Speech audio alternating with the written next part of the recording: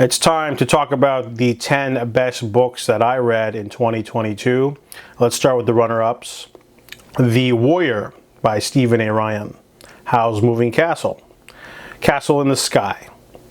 Kitchen Confidential. Head Full of Ghosts. The Wizard of Earthsea and two of the sequels.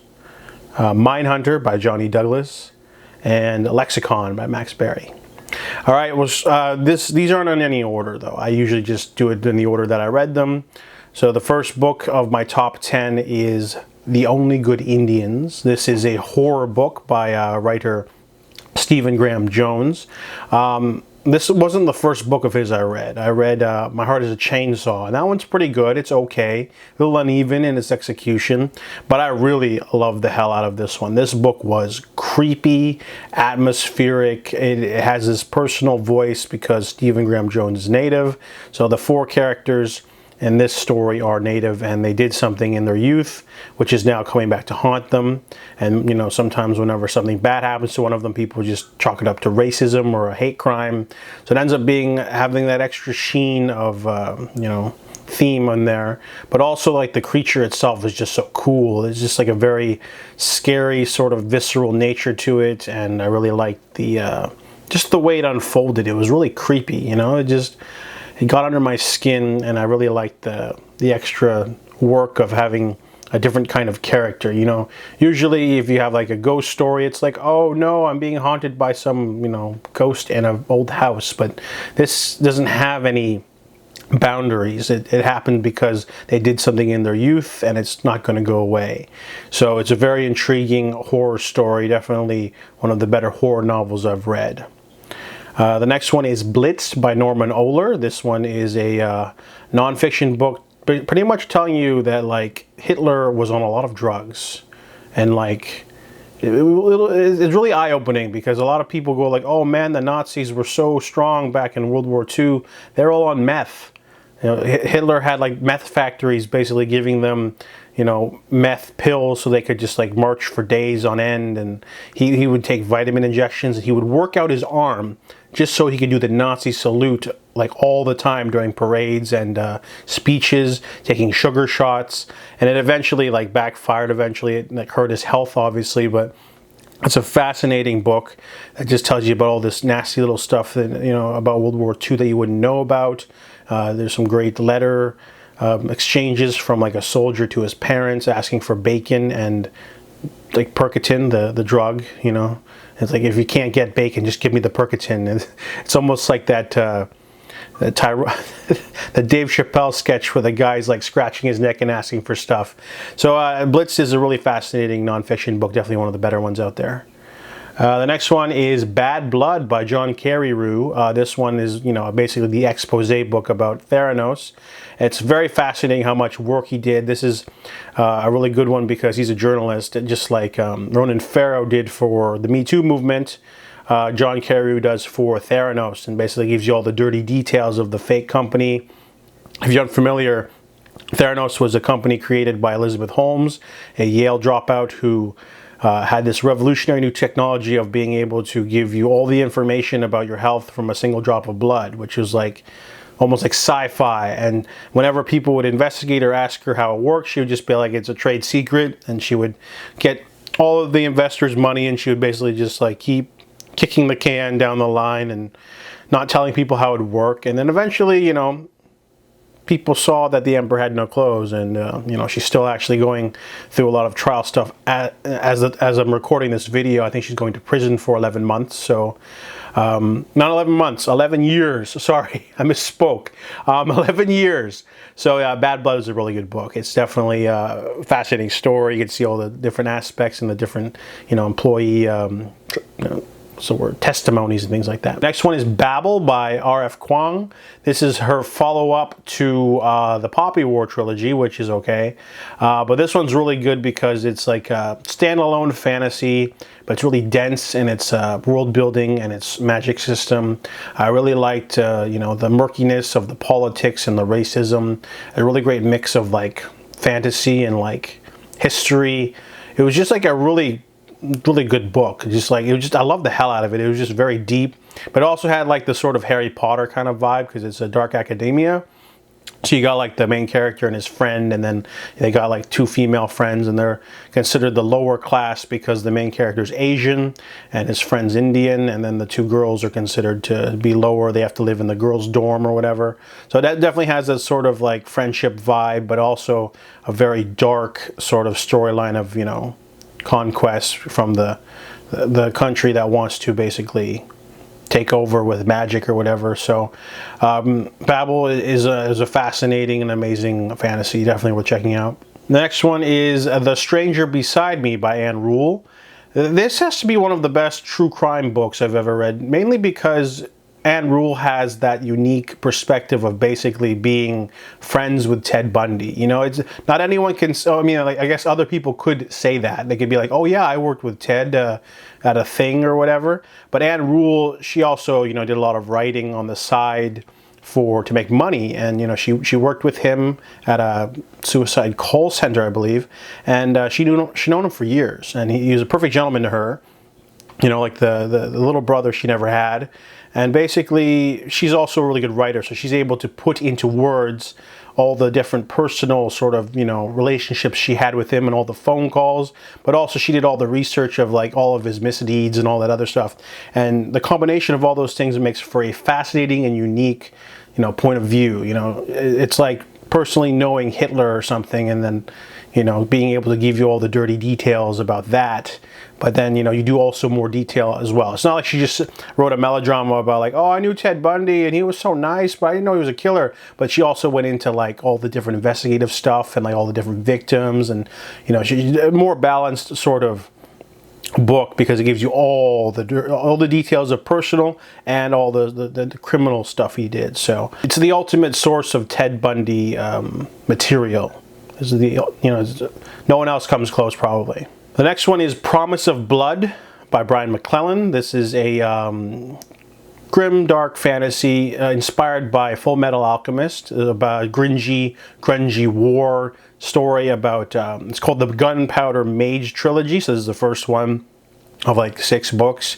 But this one is about like a political coup that happens, and a general basically has to, you know, take on more threats as a civil war breaks out. But it's there's like magicians in there that can like wreak havoc, but then there are also gunpowder mages who can eat gunpowder, and it gives them powers of like sniping from afar and other things too. There's a lot of like cool magic systems in this book, a lot of combat. Action sequences are the best though, but I really like the grim, brutal nature of it. You know, it is a grim dark. Well, I mean, it's not 100% considered a grim dark. It's just like a fantasy with darker elements. But it's one of those ones where like, you know, an entire army could like get cut down, and it doesn't shy away from like the brutality of war or battles. So, you know, people can get maimed. There's no plot armor in this. People can get blown up because, you know, they have like the modern gun battles and stuff like that, and explosives. So it's a really propulsive, action-packed story. I really like the characters and the sort of rebellion story. Definitely one of the nicer fantasy books out there. Definitely a good series to sink your teeth into. All right, the next one is Song of Achilles by Madeline Miller. There's a lot of hype with this book, and I didn't know what to expect, but man, this book was good. It took her 10 years to do all the research for it, and she created this amazing alternate sort of fantasy tale of Achilles and his Patroclus, and basically just blew me out of the water emotionally, of course, but it definitely defied all preconceived, hype and expectations, just because the characterization was just so well done. And it's not like a fanfic where you just sit down and go like, what if Sherlock Holmes and Watson were lovers? It's more like, you know, diving deep and making them your own thing. If you're gonna make your own version of something like a myth or a duo, you have to do a lot of research. You have to make the characters really great. You have to have all that stuff, and it really, you know, doesn't shy away from the brutality of the war they're in, the Trojan War, and you know, all the research she did to like heighten things and make it better. Really, really good stuff, man. Song of Achilles deserves all the hype. That's why it's on my list. The next one is a bit of a cheat because it's 4 books. It's The Legend of the Condor Heroes by Jin Yong. It was translated and turned into 4 books, but I'll consider it one. It's almost like Lord of the Rings. But basically, Legend of the Condor Heroes is an epic tale of Asian fantasy, where martial arts is magic, and there's creatures, there's demons, there's martial arts masters who can crush rocks and throw mountains. Well, not throw mountains, but you know what I mean. So this one is about a dullard of a boy who basically doesn't know Kung Fu, but he's supposed to fulfill a sort of feud between sets of masters, and he's able to get a different kind of Kung Fu and ends up going on a grand adventure, meeting a wily love interest whom he falls in love with, and basically, you know, taking on different martial arts masters from different parts of the country for an amazing epic tale that it's pretty much the Chinese Lord of the Rings, to be honest. And I did watch the Shaw Brothers movie, so that gave me a little bit of give me a little bit of like an edge, because I was familiar with all the characters and all like the way it is, but this might not be very accessible for the common reader, because you know, if you don't like martial arts films, you probably will get bored because there's a lot of training. There's a lot of like, I used my Kung Fu to like throw rocks at people or whatever. Repetition in certain things. Like, for example, the Genghis Khan stuff was kind of boring. But for me, it was just like a really epic tale. I really like the romance between the main characters. You know, he marries her and she's not good at martial arts, but she's really smart because she's the daughter of one of the masters, and she's just really cunning, and it's like a great female character. And same with the others too. There's a couple other strong female characters, and not because they're just like good at martial arts, but because of what they can do. You know, it's not always about who can pick up a sword and hack someone's head off. It's about cunning. It's about knowing things. It's about tricking people. And all the characters feel larger than life in this amazing epic. You know, maybe just check out the first book and see if it's for you. But I listened to all of it on audio, and it was great. So that's why it's on this list. Next one is a new favorite series of mine. It's The Air Affair by Jasper Fforde.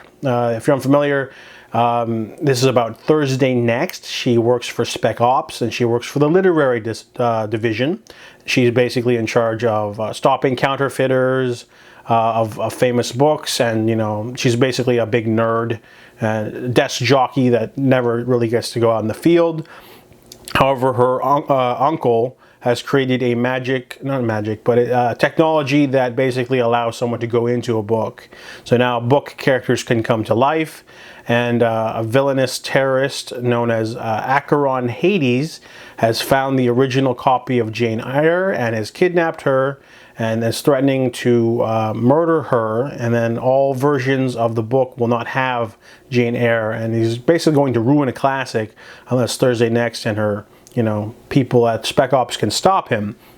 So this is a really whimsical and fun, really dry humor, very British. I believe Jasper Fforde was rejected 17 times or something, or maybe it was like 50. I think Harry Potter was rejected 17 times. But Air Affair was like rejected so many times that it finally got picked up.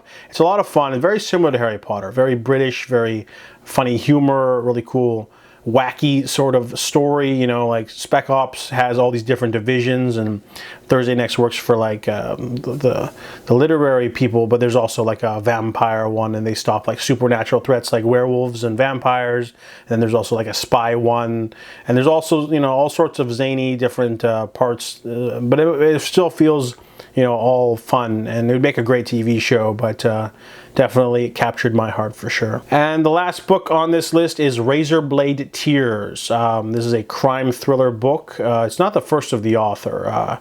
He did a couple others, but this one is the best of the bunch because it is basically a buddy thriller, kind of like in the vein of Lethal Weapon, where two fathers, their sons are murdered in a hate crime, and the two of them decide to take matters into their own hands because the police are ineffective, and they end up finding themselves in a more dangerous situation than they could have thought. The reason why this made the list is because, you know, there's tons of crime thriller books out there, but this one has a lot of character growth, and there's a nice hard edge to it.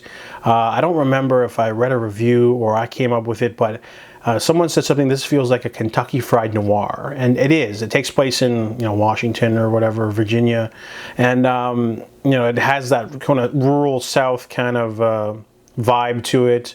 The two main characters are not bigots per se, but they didn't really get eye to eye with their gay sons who were killed in the hate crime. So they have to, start exploring that world and coming to terms with their own hatred as they, come together to back each other up. And there's tons of action too. It's a great, just straight up good thriller. It's like a revenge thriller, but it's also really, really great characters, really good story. And it just keeps going, and it's just like a really, really good, time. So Razorblade Tears is the last book, and those are my top 10 books of 2022.